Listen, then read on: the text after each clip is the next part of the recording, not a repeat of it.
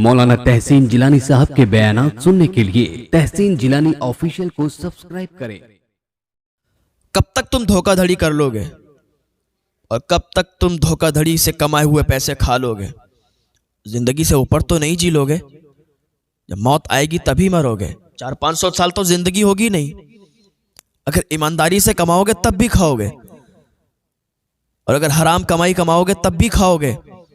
लेकिन ईमानदारी वाली कमाई आपका साथ देगी, और हराम की कमाई आपको बर्बाद करेगी, आपका साथ नहीं देगी। उसके लिए फिर आपको आगे गुजरना होगा।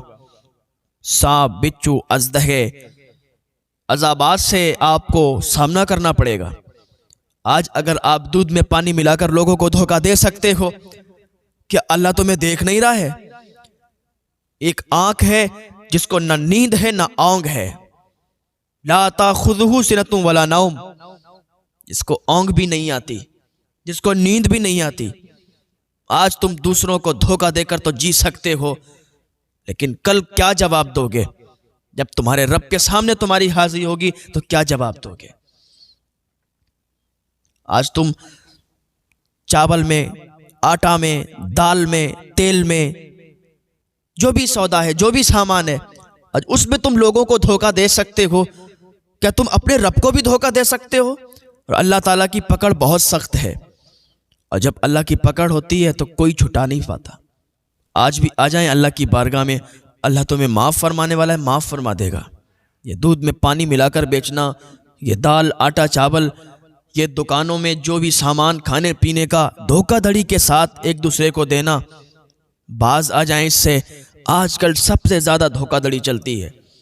आप अगर किसी फ्रूट को ख़रीदने के लिए चले जाएं, किसी भी ठेले पर चले जाएं और कोई भी सामान ख़रीदें आप, तो अगर उसने आपको ख़राब दे दिया जानबूझकर तो गुनाहगार वो होगा। अगर कोई सेब खरीदने के गए और उसने आपको अगर दागी सेब जानबूझकर दे दिया तो गुनाहगार वो होगा कि उसने आपको ख़राब सेब कैसे दे दिया। अगर कहीं पर आप तेल लेने के लिए गए, उसने नाप तौल में कमी कर दी तो गुनाहगार वो होगा, और उसका अंजाम उसको भुगतना पड़ेगा।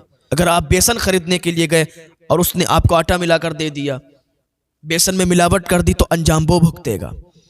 और अल्लाह की सख्त पकड़ है, अल्लाह की पकड़ बहुत सख्त है। तौबा कर लें। इंसान अपनी ज़िंदगी से ऊपर नहीं जी सकता, और मौत भी बताकर नहीं आती। आज हम मोबाइल यूज़ करते हैं, मोबाइल में डाटा यूज़ करते हैं, तो जब 50% ख़त्म हो जाता है तो मैसेज आ जाता है कि 50% डाटा आपका ख़त्म हो गया।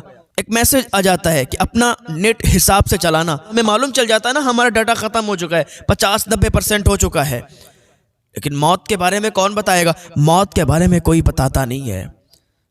मौत तो ऐसे ही आ जाएगी। मौत के बारे में हमें मैसेज नहीं आएगा, हमें पता नहीं चलेगा कि हमारी मौत बस 1 साल में आने वाली है, 1 महीने में आने वाली है, ऐसा कुछ नहीं पता चलता। हाँ, मौत की कुछ निशानियां आ जाती हैं, मौत की कुछ निशानियां हमें मिल जाती हैं, वरना तो कोई भी कभी भी किसी की मौत आ जाती है। अभी इंसान छोटा है, उसकी मौत आ गई, बूढ़ा है, उसकी मौत नहीं आई, दादा बैठा हुआ है, पोते का इंतकाल हो गया, बाप बैठा हुआ है, बेटे का इंतकाल हो गया। ये सब अल्लाह की मर्जी से होता है, ये निज़ाम सब अल्लाह की मर्जी से चलता है। तो अल्लाह की मर्जी के मुताबिक ज़िंदगी गुजारो तो तुम्हें फ़ायदा है। रह भी अल्लाह की ज़मीन में रहे हो, खा भी अल्लाह का रहे हो, और अल्लाह की बगावत करोगे तो अंजाम खुद भुगतोगे। एक शख्स आया एक अल्लाह के वली के पास, कहने लगा, हज़रत मैं गुनाह करता हूँ, छोड़ नहीं पाता हूँ, क्या कोई ऐसा भी अमल है कि मैं गुनाह करता रहूँ और अजाब भी ना मिले? वो अल्लाह के वली कहते हैं, तो फिर तुम इस ज़मीन से बहुत दूर चले जाओ, अल्लाह की बनाई हुई ज़मीन से बहुत दूर चले जाओ। वो कहता है कि हज़रत ये कैसे हो सकता है, क्योंकि सारी ज़मीन तो अल्लाह की है, और अल्लाह की बनाई हुई ज़मीन से दूर कैसे जा सकते हैं? तो वो बुज़ुर्ग फरमाते हैं कि कैसी बात है कि तुम अल्लाह की बनाई हुई ज़मीन में रह रहे हो और फिर भी तुम कहते हो कि गुनाह करेंगे अजाब ना मिले। तो फिर उसके मुल्क से बहुत दूर चले जाओ, उसकी सरहद से बहुत दूर चले जाओ। वो कहता, हज़रत ये भी नहीं हो सकता, सारा निज़ाम तो चलाने वाला वो है, मुल्क उसका है, हम इस मुल्क से बाहर जाएंगे, दूसरा मुल्क भी उसका है, ज़मीन उसकी है, कहाँ जाएंगे? बुजुर्ग कहते हैं, वाह भाई वाह, یعنی اسی کے ملک میں رہو گے، جس کے ملک میں رہو گے اور اسی سے غداری کرو گے۔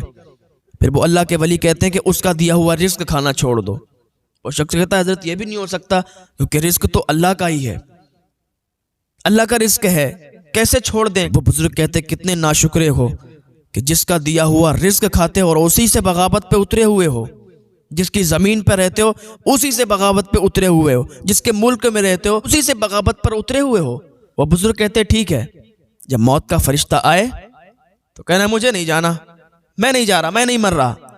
تو وہ شخص کہتا ہے حضرت یہ کیسے ہو سکتا ہے؟